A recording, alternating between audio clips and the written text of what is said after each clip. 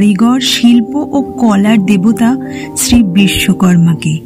তিনি শুধু দেবতাদেরই নয়, আমাদের দৈনন্দিন জীবনের প্রতিটি যন্ত্র, প্রযুক্তি ও শিল্পীর নেপথ্যের শক্তি। কাজই ধ্যান, শিল্প, পূজা, এই ভাবনাতেই ভরে উঠুক আজকের দিন।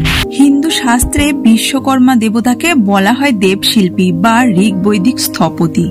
তিনি দেবতাদের মহামহিম প্রাসাদ, রথ, অস্ত্রশস্ত্র এবং অলৌকিক যন্ত্র নির্মাণ করেছিলেন। তার কাহিনীগুলিতে শিল্পী, কারিগরি, যার আধ্যাত্মিক শক্তির এক অনন্য সমন্বয় দেখা যায়। ত্রিলোকের স্থপতি বিশ্বকর্মা দেবতাকে বলা হয় ত্রিলোক স্থপতি। স্বর্গ, মর্ত, পাতাল, এই তিন জগতের মহাপ্রাসাদ, দেবালয়, সেতু, প্রাসাদ, নগর সবই তার অলৌকিক দক্ষতায় গড়ে ওঠে। মহাভারতে বর্ণিত আছে পাণ্ডবদের জন্য যে স্বর্ণোজ্জ্বল ইন্দ্রপ্রস্থ নগরী নির্মিত হয়েছিল তা বিশ্বকর্মার সৃষ্টি। এর মধ্যে ছিল এমন অলৌকিক প্রাসাদ যেখানে জলকে মাটি আর মাটিকে জল ভেবে বিভ্রান্ত হতো মানুষ। ভগবান শিবের ত্রিশূল, ইন্দ্রের বজ্র সবই বিশ্বকর্মার নির্মিত। তিনি দেবতাদের জন্য এমন অস্ত্র তৈরি করেছিলেন যা অসুরদের দমন করতে সক্ষম। রামায়ণে বলা হয়েছে রাবণের লঙ্কাপুরী আসলে স্বর্ণনগরী ছিল।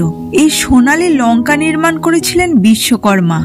তার কারিগরি দেখে দেবতাদেরও বিস্ময় ধরেছিল। মহাভারতের কাহিনীতে বিশ্বকর্মার নাম পাওয়া যায় হস্তিনাপুরের দুর্গ নির্মাণে।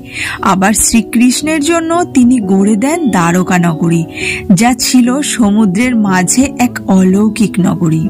বিশ্বকর্মা শুধু স্থপতি নন, তিনি দেব যন্ত্রশাস্ত্রেরও আদিগুরু। তার সৃষ্টি যন্ত্র, নকশা ও প্রাসাদগুলি দেবতাদের কাছে এক অলৌকিক সম্পদ। তাই বিশ্বকর্মা দেবতাকে শুধু এক শিল্পী নয়, বরং ঈশ্বর প্রদত্ত অলৌকিক সৃষ্টিশক্তির অধিকারী দেবতা বলা হয়। শিল্প, স্থাপত্য, প্রকৌশল আর কারিগরির জগতে তিনি আজও পূজিত।